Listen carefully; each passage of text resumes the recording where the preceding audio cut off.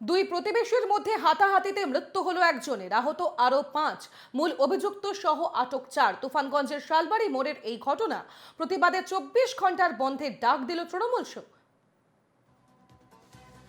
ইতিমধ্যে 24 ঘন্টার বন্ধের ডাক দেওয়া হয়েছে তৃণমূল শিবিরের তরফ থেকে। তুফানগঞ্জের শালবাড়ি মোড়ের এই ছবি। দুই প্রতিবেশীর মধ্যে হাতাহাতির ঘটনায় মৃত্যু হয় একজনের, আহত হয় আরো 5 জন। মূল অভিযুক্ত সহ আটক 4 জন।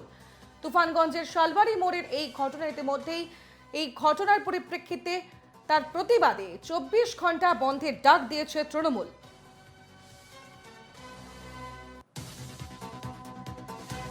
শালবাড়ি মোড়ের এই ছবি। দুই প্রতিবেশীর মধ্যে হাতাহাতির ঘটনায় মৃত্যু হয় একজনের। এই ঘটনা ইতিমধ্যেই অভিযুক্ত সহ 4 জনকে গ্রেপ্তার করা হয়েছে। ঘটনায় তুমুল প্রতিবাদ দেখায় তৃণমূল কংগ্রেস এবং তার পরিপ্রেক্ষিতে ইতিমধ্যেই 24 ঘন্টার বন্ধের ডাক দিয়েছে তৃণমূল।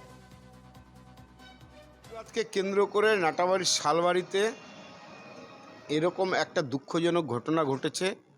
একজনের মৃত্যু হয়েছে, দুজন মেডিকেল কলেজে ভর্তি আছে গুরুতর জখম অবস্থায়। প্রতিটি মৃত্যুই দুঃখজনক। পাশাপাশি কুচবিহার পুরসভার চেয়ারম্যান সেখানে গেছিলেন। এরা মৃত্যুর সাথে পাঞ্জা লড়ছে, আরও বেশ কয়েকজন আহত। এবং আবার বলছি, তপন দাস 40 বছর বয়স, তাকে ভোজালি মেরে নৃশংসভাবে হত্যা করেছে। আর সকালবেলায় সে তাকে স্পটে পুলিশকে আমরা বলেছি দ্রুত আসামিদের গ্রেপ্তার করে দৃষ্টান্তমূলক শাস্তি দেওয়ার জন্য। বিজেপি এত কথা বলে, তাদের এই নৃশংসতায় বাংলার মানুষ দেখুক কীভাবে নৃশংসভাবে মানুষকে এখনই হত্যা করা শুরু করেছে। আমাদের সঙ্গে সরাসরি রয়েছেন আমাদের প্রতিনিধি অমিত সরকার। চলে যাব অমিতের কাছে। অমিত, ইতিমধ্যেই এই ঘটনার প্রতিবাদ করেছে তৃণমূল কংগ্রেস এবং সেই প্রতিবাদে 24 ঘন্টার বন্ধের ডাক দিয়েছে তৃণমূল। আজ সকাল থেকে ঠিক কি ছবি?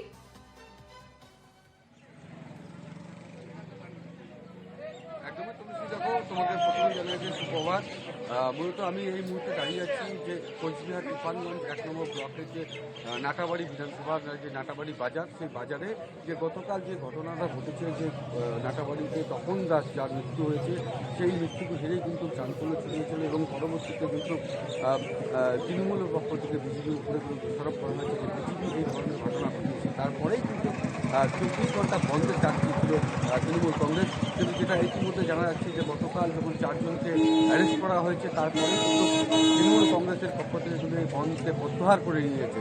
ইতিমধ্যে কিন্তু তোমরা সকালের যে চিত্র দেখাবো, যে নাটাবাড়ি বাজারে এখানে কিন্তু স্বাভাবিকভাবেই দোকানপাট খোলা রয়েছে এবং পুলিশ কিন্তু মোটামুটি ধরনের অঘটন না